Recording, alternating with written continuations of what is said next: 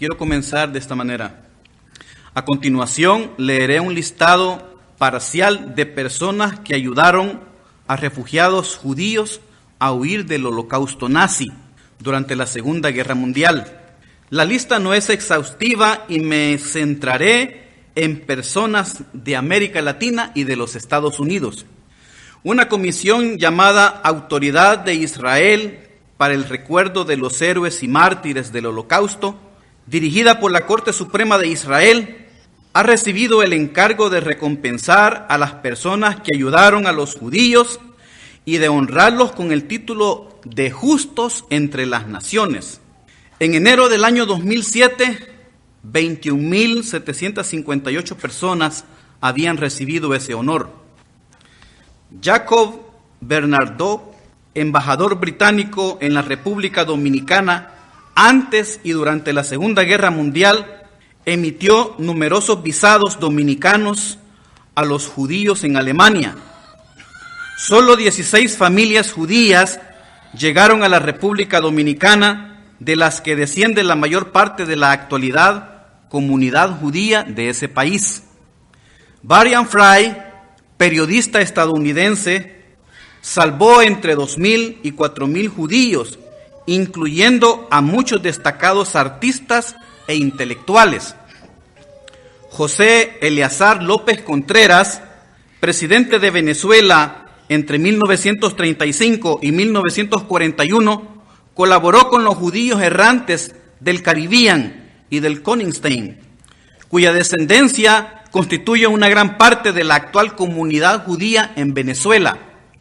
José Arturo Castellanos, diplomático y coronel del Ejército de El Salvador, que mientras trabajaba como cónsul en Ginebra entre 1942 y 1945, y en colaboración con Jorge Mantelo, ayudó a salvar al menos a 40.000 judíos de la persecución nazi, proporcionándoles papeles falsos y la nacionalidad salvadoreña. A José Arturo Castellanos se le otorgó el título de justo entre las naciones en el año 2010. Luis Martins de Souza Dantas, embajador brasileño en Francia, proporcionó visados brasileños a varios judíos perseguidos por los nazis. Fue proclamado justo entre las naciones en el año 2003. Jorge Mantelo, cónsul honorario de El Salvador para Hungría, Rumanía y Checoslovaquia, que proporcionó papeles falsos de ciudadanía salvadoreña a miles de judíos e inició una campaña de publicidad que finalmente detuvo muchas de las deportaciones de judíos de Hungría a Auschwitz. Florencio Rivas, cónsul de Uruguay en Alemania, ocultó a 150 judíos durante la famosa Noche de los Cristales Rotos y posteriormente les proporcionó pasaportes para que pudieran salir del país. Gilberto Bosques Saldívar, cónsul de México en Marsella, en Francia, emitió visados mexicanos para unos 40.000 judíos y refugiados políticos españoles, permitiéndoles huir a México y a otros países. Posteriormente fue detenido por la Gestapo y encarcelado por los nazis hasta que fue canjeado por prisioneros alemanes. Bosques finalmente regresaría a su país en abril de 1944. Esta es una lista sumamente corta de personas que de alguna manera u otra expusieron su trabajo, quebraron la ley, violaron leyes internacionales y hasta pusieron en peligro sus propias vidas. Todo por salvar a los judíos en persecución en Alemania y en toda Europa, en la ocupación de los nazis. La lista es grande. Usted va a encontrar personas diplomáticos, personas importantes, influyentes de China, de Japón, de Irán, británicos, personas del África, de toda Europa, de todos los continentes. Son alrededor de más de 21.000 personas hasta el año 2007, que son reconocidos como justos entre las naciones. Personas que ayudaron al pueblo judío en ese momento histórico que le tocó vivir. La historia nos recuerda que son más de 6 millones de judíos los que fueron asesinados durante la Segunda Guerra Mundial. Muchos de ustedes conocen la historia. Pero la pregunta que yo me hago, queridos hermanos, es, ¿y por qué hicieron esto estas personas? Hemos leído personas de México, de El Salvador, de Estados Unidos, de Venezuela, de Uruguay, de Brasil, Estados Unidos, solo en este continente, personas que apoyaron, personas que hicieron hasta lo imposible por salvar vidas de judíos. Ellos no conocían a esa gente, quizás ni hablaban su propia lengua, pero lo que sí tienen en común es que apoyaron a los judíos. El tema del mensaje de esta mañana es: ¿por qué debemos amar y apoyar a Israel? El propósito es entender por qué debemos amar, por qué debemos apoyar y por qué debemos ser amigos del pueblo de Israel. Usted ha estado escuchando a través de las noticias, a través de la televisión, de la radio, la situación política en el Medio Oriente y cómo esto está afectando, ¿verdad?, todo lo que es el Oriente Medio en general, pero en particular en Israel con la guerra que se está viviendo en la Franja de Gaza.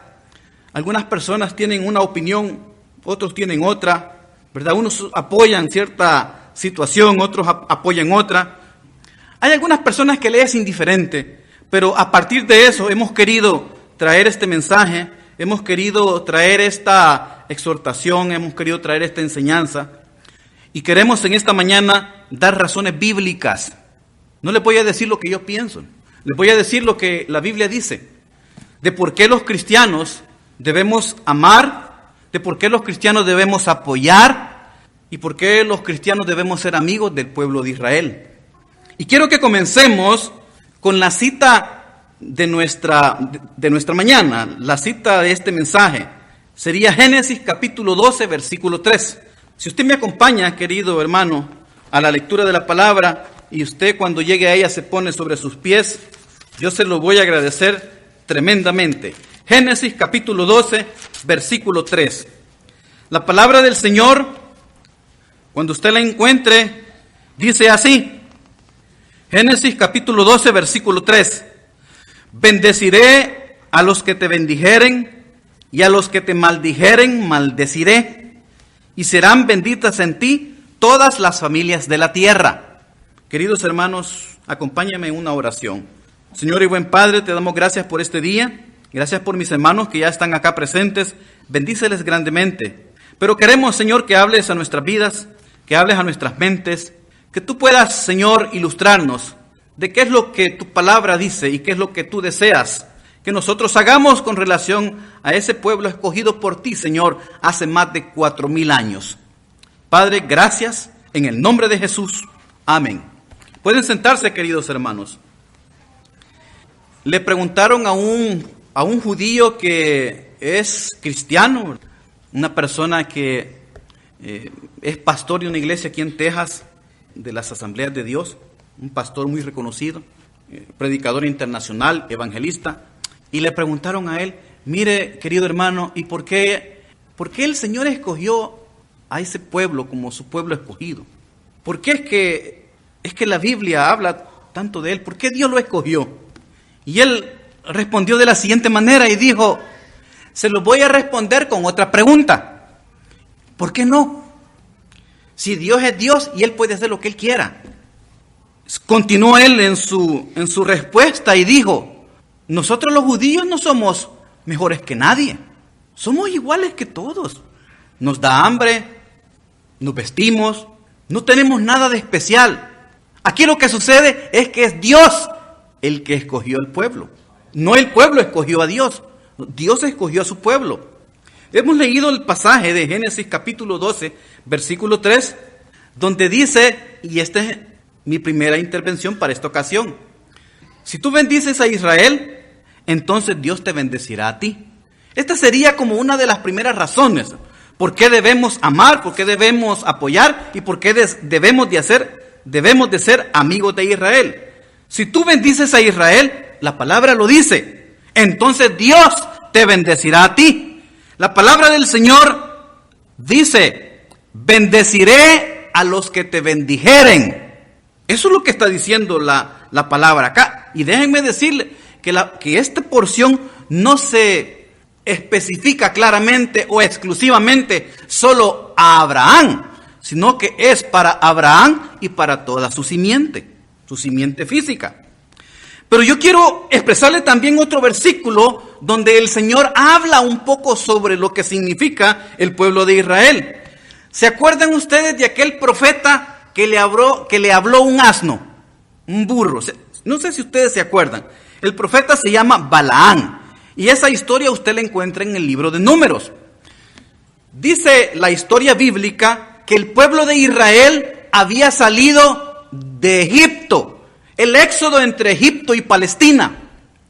Cuando el pueblo de Israel estaba por entrar a Palestina y llegó a la región de Moab, dice que el rey moabita tenía temor de ese pueblo.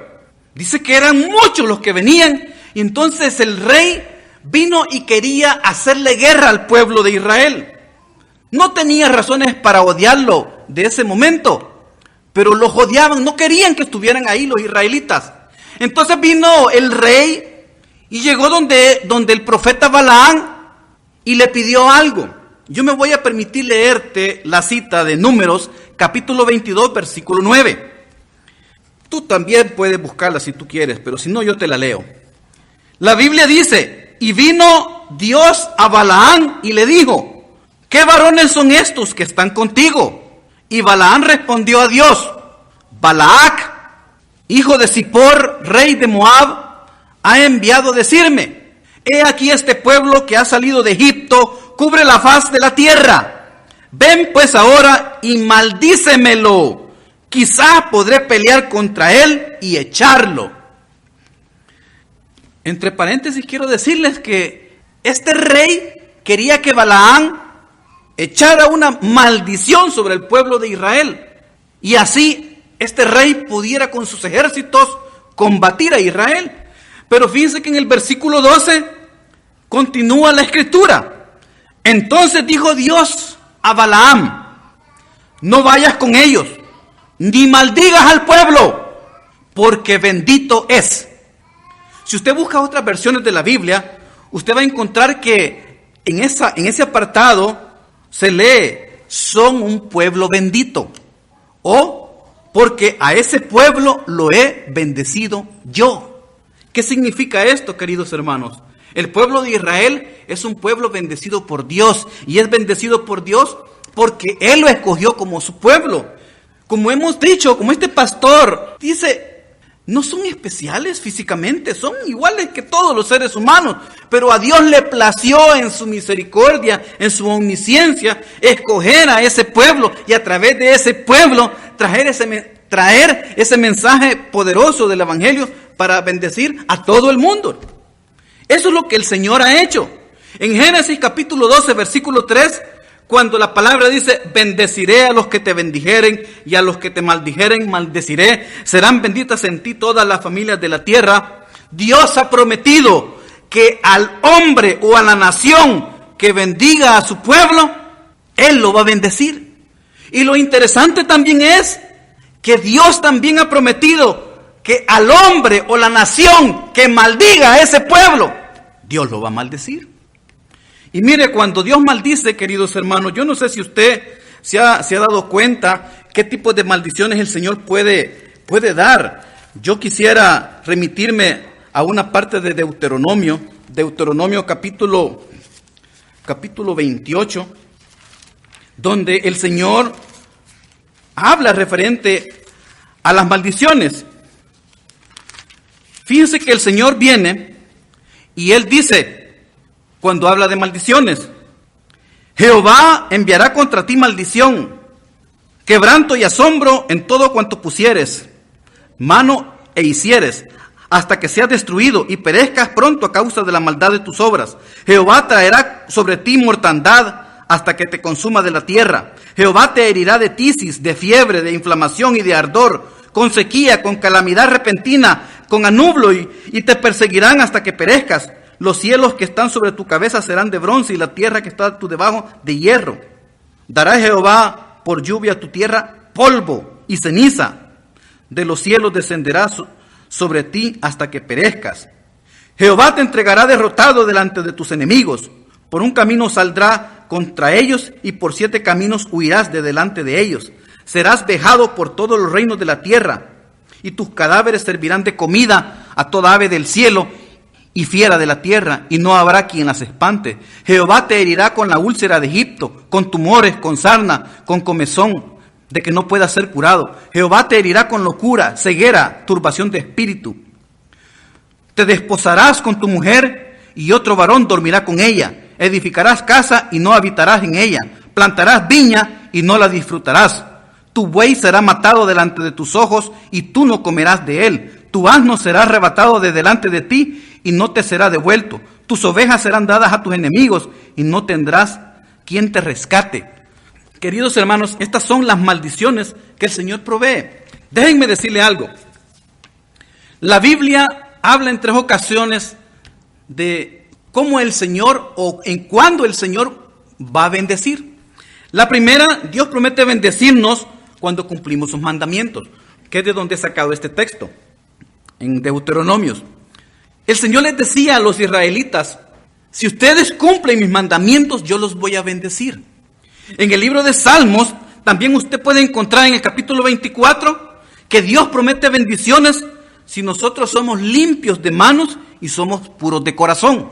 Esa es la segunda ocasión que la Biblia dice por qué Dios nos va a bendecir. Y la tercera que habla sobre bendición es el texto que hemos leído. Dios promete bendecirnos si nosotros bendecimos a su pueblo. Igual sucede con las maldiciones. Dios promete maldecirnos cuando nosotros no cumplimos sus mandamientos, y esas son las maldiciones que hemos leído. Y también promete maldecirnos cuando nosotros maldecimos a su pueblo. Entonces, como conclusión, podríamos llegar a que la Biblia nos pide que nosotros bendigamos al pueblo de Israel. ¿Por qué nosotros debemos de amar, debemos de apoyar, debemos de ser amigos del pueblo de Israel, del pueblo judío? Porque el Señor lo pide. Bendice a ese pueblo y el Señor te bendecirá. Segundo, quiero que busquen Romanos capítulo 15, versículo 27. Romanos capítulo 15, versículo 27. Debemos de ser agradecidos con el pueblo de Israel. Déjenme decirles, queridos hermanos, que nosotros como creyentes, nosotros como cristianos, nosotros como aquellos que hemos recibido la salvación eterna, ¿cuántos han recibido la salvación eterna de nuestro Dios, hermano? Todos, hermano, todos los que estamos acá debemos de ser cristianos creyentes, haber recibido la salvación. Usted no se siente contento, no se siente feliz de ser salvo por la gracia de Dios. Sí, hermano, nos sentimos agradecidos por el Señor, pero nosotros estamos en deuda con el pueblo de Israel, con el pueblo judío, porque a través de ellos es que esa salvación vino a nosotros. Quiero decirles por qué es que nosotros estamos en deuda. En Romanos capítulo 15, versículo 22 dice, el apóstol Pablo está hablando y dice, por esta causa me he visto impedido muchas veces de ir a vosotros, pero ahora no teniendo más campo en estas regiones y deseando desde hace muchos años ir a vosotros, cuando vaya a España iré a vosotros, porque espero veros al pasar y ser encaminado allá por vosotros una vez que haya gozado con vosotros. Acuérdense que el apóstol Pablo está escribiendo esta carta al pueblo de Roma, a los cristianos en Roma. En el versículo 25 dice, mas ahora voy a Jerusalén para ministrar a los santos, porque Macedonia y Acaya tuvieron a bien hacer una ofrenda para los pobres que hay entre los santos que están en Jerusalén. Versículo 27, pues les pareció bueno y son deudores a ellos, porque si los gentiles han sido hechos participantes de sus bienes espirituales, deben también ellos ministrarles de los bienes materiales. Fíjense que en este versículo 27 está la clave de este punto. Nosotros debemos de ser agradecidos con el pueblo de Israel. Pablo dice, les pareció bueno. ¿A quién les pareció bueno? A los cristianos de Acaya y de Macedonia. Porque si los gentiles, dice el apóstol Pablo, han sido hechos participantes de sus bienes espirituales, de los bienes espirituales de los judíos. Entonces deben también ellos ministrarles de los materiales. Cuando usted lee la Nueva Versión Internacional, usted la va a leer de esta manera. Porque si los gentiles, ¿quiénes son los gentiles, queridos hermanos? Los gentiles son aquellos que no son judíos. Nosotros somos gentiles con respecto a los judíos. Dice la Nueva Versión Internacional, porque si los gentiles han participado de las bendiciones espirituales de los judíos, queridos hermanos, la salvación vino al pueblo judío y de ahí se trasladó al pueblo gentil. Porque si los gentiles han participado de las bendiciones espirituales de los judíos, están en deuda con ellos para servirles con las bendiciones materiales. Pablo lo que está diciendo es que todos los gentiles que han recibido a Cristo, todos los gentiles cristianos, tienen una deuda eterna de gratitud para el pueblo judío, porque a través del pueblo judío la salvación vino a todo el mundo. Porque Dios escogió a ese pueblo, hermano. Dios vino hace 4.500 años y escogió a Abraham. Y de Abraham nació Isaac, y de Isaac nació Jacob, y de Jacob nacieron las 12 tribus de Israel. Y usted puede seguir trayendo toda esa descendencia y llegar hasta el nacimiento de nuestro Señor Jesucristo, el Salvador del mundo. ¿A través de quién viene la salvación? Lo vamos a ver más adelante también. Pero nosotros como cristianos estamos en deuda eterna con ellos. Nosotros nunca les vamos a poder pagar a ellos lo que ha sucedido. Déjenme decirles, el apóstol Pablo dice que los de Macedonia y los de Acaya, que eran cristianos gentiles de esa época, aquellos convertidos, aquellos que no eran judíos, así como usted y como yo. Nosotros tampoco somos judíos, pero nosotros somos salvos. Entonces nosotros tenemos una deuda de gratitud con ese pueblo. Pero algunos me preguntarán y me dirán, hermano, no le entiendo. ¿Por qué es que nosotros tenemos esa deuda de gratitud con el pueblo de Israel, con los judíos? ¿Por qué? Déjenme decirle algo. ¿De dónde viene la Biblia?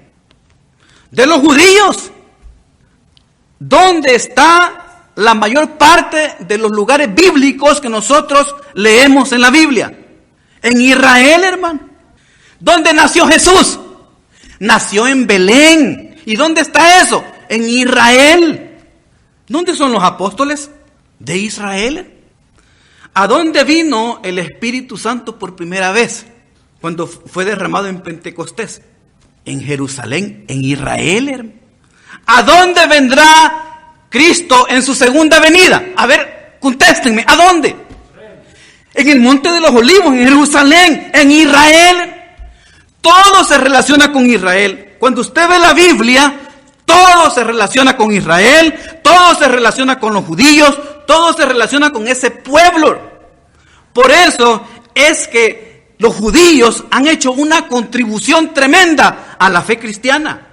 Por eso nosotros de alguna manera tenemos que sentir ese aprecio, debemos de sentir ese amor, ese apoyo por ese pueblo. Miren, el don más preciado que nosotros los cristianos tenemos es la salvación. Y la salvación fue proveída a través del pueblo judío. Y no lo digo yo, hermano, lo dice Jesucristo. Si usted va a Juan capítulo 4, versículo 22, cuando él está hablando con la mujer samaritana en el pozo, viene Jesús y conversa con ella y Jesús le dice: ahora ustedes adoran lo que no conocen. Nosotros adoramos lo que conocemos, porque la salvación proviene de los judíos. Mire, querido hermano, querida hermana, yo estoy en deuda y le tengo gratitud a las personas que nos apoyaron cuando venimos a este país. Nos apoyaron de múltiples formas. Y yo me siento en gratitud y yo me siento agradecido y yo siento un cariño muy especial con esas personas. Y déjenme decirles, eso nunca se me va a quitar de mi mente. Yo nunca le voy a terminar de pagar a esa persona el apoyo incondicional que siempre tuvo cuando yo tenía necesidad. Cuando vine a este país y no conocía a nadie. Siempre va a estar dentro de mi corazón ese aprecio por esas personas. Yo creo que muchos de ustedes están en una condición similar. Alguien nos apoyó cuando vinieron aquí por primera vez. Y aunque usted los pueda invitar a cenar, les pueda comprar un vehículo, eso no va a quitar el esfuerzo que ellos hicieron un día para hacerles la vida un poco más fácil a ustedes en este país. Ahora yo les puedo preguntar, hermanos, ¿cómo es posible decir que se es cristiano y que no sientas una deuda con el pueblo de Israel, con el pueblo judío? Fíjense que nuestro Señor Jesucristo nunca negó ser judío. Quiero que observes estos hechos. Jesús nació siendo judío. Eso lo conocemos nosotros. La Biblia atestigua que Jesús fue circuncidado al 8º día, como decía la ley judía. A los 12 años fue llevado al templo, según la tradición judía. Jesús practicó la ley de Moisés. Usó el manto judío, el cual Moisés dijo que todos los hombres tenían que usar. Celebró la Pascua como cualquier judío de su época. Y si usted todavía no cree, Jesucristo murió en la cruz con una inscripción sobre su cabeza que decía Rey de los judíos. No decía Rey de los gentiles, no decía Rey de los romanos, no decía Rey de los macedonios, decía Rey de los judíos. ¿Amas a Jesús? Si amas a Jesús, entonces déjame decirte, debes de amar a los judíos. ¿O cómo es posible que tú digas que amas a Jesús, que Él es judío, y no ames a la nación donde nació Jesús? No es posible que yo diga soy cristiano y que no ame al pueblo de Israel. No puede ser. Nosotros, si somos cristianos, debemos de sentir ese amor por ese pueblo. La salvación que nosotros tenemos es tan grande, hermano, y nada ni nadie puede pagar lo que nuestro Señor Jesucristo hizo. ¿Y por quién vino esa salvación, hermano? Por Jesús. Jesús nació en un humilde hogar en Judea. Su mamá se llamaba María, su papá se llamaba José. Sabemos que el Espíritu Santo obró milagrosamente para su nacimiento. Pero cuando tú lees las genealogías en Mateo, cuando tú lees las genealogías en los evangelios, tú te das cuenta que la Biblia te lleva desde José, te lleva desde María hasta Abraham. ¿Por qué no tener esa deuda con ellos? ¿Por qué no sentir ese amor por ese pueblo? Ese sería mi segundo punto. Mi tercer punto sería: pide por la paz de Jerusalén y serás prosperado. En primer lugar, hemos dicho que si tú bendices al pueblo de Israel, Dios te bendecirá a ti. Esa es una de las razones por qué debemos de amar, por qué debemos de apoyar y por qué debemos ser amigos de Israel. La segunda razón es porque nosotros tenemos una deuda de gratitud eterna con ese pueblo. La tercera es que si nosotros pedimos por la paz de Jerusalén, seremos prosperados. Salmos capítulo 122, versículo 6. La Biblia dice: pedir por la paz de Jerusalén, sean prosperados los que te aman. Ya leímos en la Biblia lo que tenemos que hacer para ser bendecidos por Dios. La Biblia dice: bendeciré a los que te bendigan. Pero ahora encontramos otro fundamento bíblico para prosperar. La Biblia dice: pedir por la paz en Jerusalén. Ahora podemos juntar los dos y podemos hacer como un principio, como un fundamento bíblico, donde nosotros podemos dar esta oración y podemos decir: para ser bendecidos por Dios y prosperar, debemos de bendecir a Israel y debemos de pedir por la paz en Jerusalén. Debemos de hacerlo con oración y debemos de hacerlo con nuestras finanzas, si es posible, con nuestras manos, si es posible. Esa sería la tercera razón. Si tú quieres ser prosperado, la Biblia dice: pide por la paz en Jerusalén. ¿Qué significa Jerusalén? ¿Qué tiene de especial? Si es una ciudad como cualquier otra. Déjame decirte, Jerusalén es la capital del mundo. Jerusalén es ese lugar especial. Ese lugar que cuando tú vas a Jerusalén, tú quedas enamorado de esa ciudad. Quedas encantado de volver a ir a ella. Muchas personas, miles, millones de gentes a lo largo de toda la historia cristiana han caminado por esas calles y han quedado impresionados. Mucho más por las historias bíblicas que ahí se han contado. Israel es especial. Jerusalén, no se diga.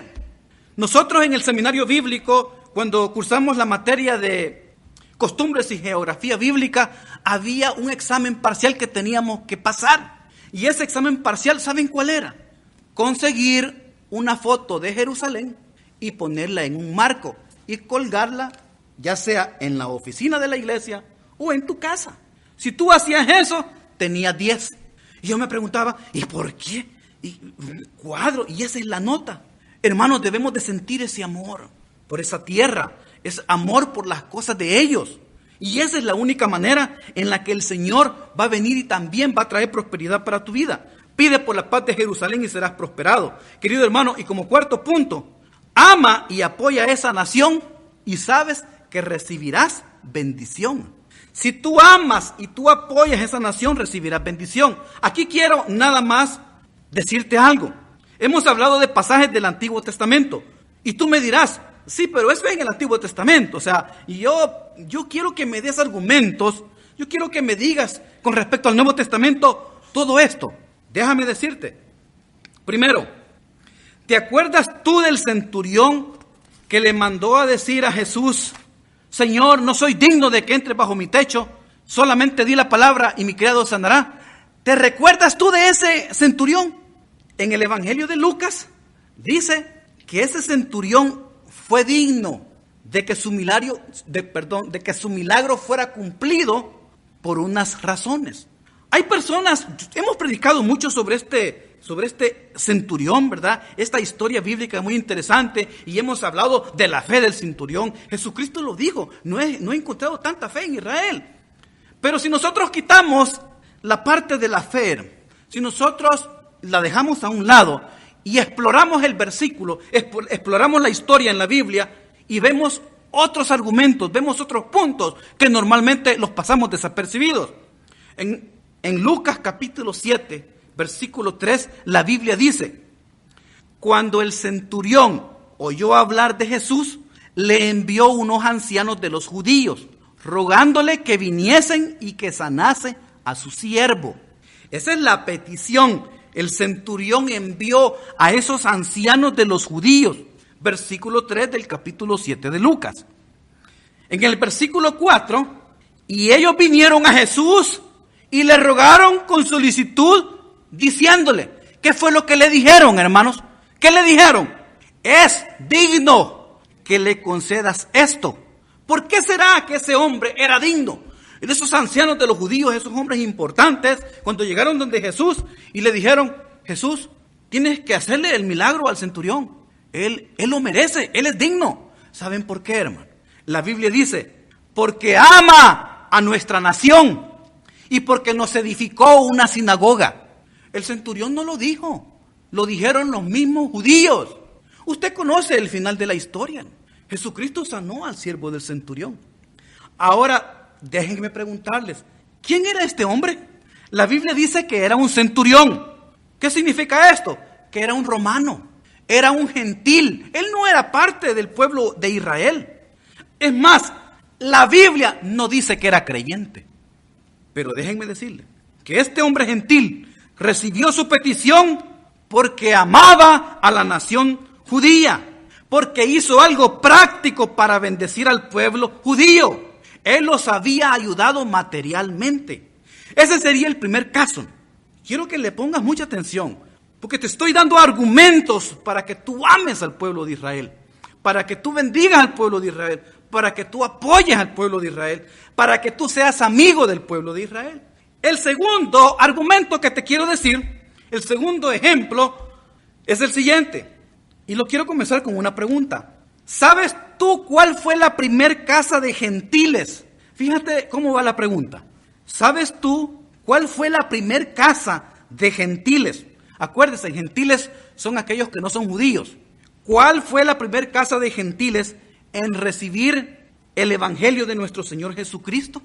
¿Saben ustedes? Y en derramarse el Espíritu Santo, mencionado en la Biblia.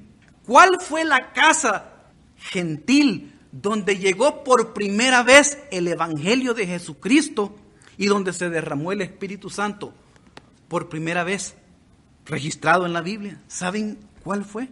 La respuesta la vamos a encontrar en el libro de los Hechos.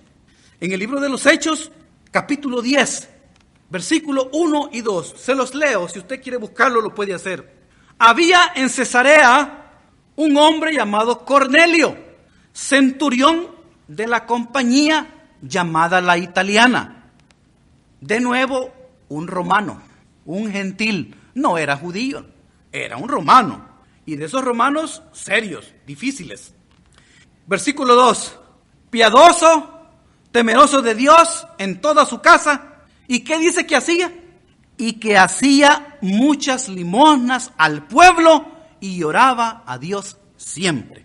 ¿Qué significa que hacía muchas limosnas? Las limosnas, cuando usted ve el trasfondo de esta palabra en los lenguajes originales, significa dádivas de misericordia. En la Nueva Versión Internacional usted lee de esta forma, que es bien interesante. Dios ha recibido tus oraciones y obras de beneficencia como una ofrenda. En la versión Dios habla hoy, dice así: Dios tiene presente tus oraciones y lo que has hecho para ayudar a los necesitados. ¿Quiénes eran las personas a las que Cornelio les daba limosnas? Eran judíos, vivían en Cesarea, eran judíos. Esto mismo es mencionado en el versículo 4, es mencionado en el versículo 31 del mismo capítulo. En 3 ocasiones se menciona que daba muchas limosnas al pueblo y que oraba a Dios siempre. Querido hermano, el punto es claro en 3 versículos. Un gentil temeroso de Dios, el cual había expresado su amor incondicional por el pueblo de Israel de una manera práctica, fue divinamente seleccionado por Dios para ser la primera familia gentil en recibir el Evangelio y, por si fuera poco, en que el Espíritu Santo fuera derramado sobre ellos. ¡Qué privilegio tan grande! ¿Quién no hubiera querido tener ese privilegio? Ser el primero de los gentiles. ¿Y saben por quién fue evangelizado? Por el apóstol Pedro, ni más ni menos. Estas escrituras combinadas, nosotros podemos identificar bendición, podemos identificar sanidad y podemos identificar salvación. Cuando nosotros hablamos de bendición, podemos ver la palabra prosperidad entre medio de ella. Bendición, sanidad y salvación. La bendición, la sanidad y la salvación a los gentiles vino por primera vez a alguien que amaba al pueblo judío y que amaba a la nación de Israel de una manera práctica. Querido hermano, ¿qué es lo que quiero decir con este punto? Lo que quiero decir con este punto es que si tú amas a la nación de Israel, si tú apoyas a la nación de Israel, si tú eres amigo de la nación de Israel, la Biblia dice con ejemplos prácticos que Dios te va a bendecir, que Dios te va a sanar, que Dios te va a proveer las bendiciones espirituales que tú quieras. ¿Todo por qué? Porque amas a ese pueblo. Ya hemos dicho, hemos identificado, ese pueblo no tiene nada de especial. Lo único de especial es que Dios lo escogió. Y nada más por el puro hecho que Dios escogió esa nación, nosotros, depositarios de esa salvación tan grande, nosotros debemos de amar a ese pueblo. La Biblia dice que si alguien maldice a ese pueblo, Dios lo va a maldecir. Así que yo no sé desde dónde la quieras ver tú. Si la quieres ver desde el punto de vista que te caerá una maldición, o la quieres ver desde el punto de vista que vendrá bendición para tu vida. Nosotros como cristianos debemos de entender, a lo largo de la historia, las naciones que han apoyado a Israel han recibido bendiciones grandes y abundantes. Este país, los Estados Unidos, tradicionalmente ha apoyado a Israel. Y ustedes pueden ver que tradicionalmente los Estados Unidos ha sido una nación fuerte, ha sido una nación próspera. Ustedes pueden ver también lo que le sucedió al gobierno de los alemanes en la época de la Segunda Guerra Mundial. ¿Saben cómo quedaron? Consumidos en ceniza. Fueron más de 6 millones de personas las que ellos asesinaron, de la sangre y de la descendencia de Abraham. Así que yo solamente quiero terminar diciéndoles algo. Quiero concluir diciéndote que Dios en su infinita misericordia escogió esa nación, como pudo haber escogido a la nación de México, como pudo haber escogido a la nación de Chile, como pudo haber escogido a los macedonios, como pudo haber escogido a los africanos, como pudo haber escogido cualquier país, pero a Dios le plació escoger la descendencia de Abraham. Y por el puro hecho que Dios lo hizo, y porque Dios nos dice a nosotros que debemos de bendecir a ese pueblo, y por todos estos argumentos que hemos visto en esta mañana, yo creo que de ahora en adelante, tú, cuando ores, tú debes de bendecir al pueblo de Israel. Y cuando tú puedas, debas de demostrarlo que tú eres amigo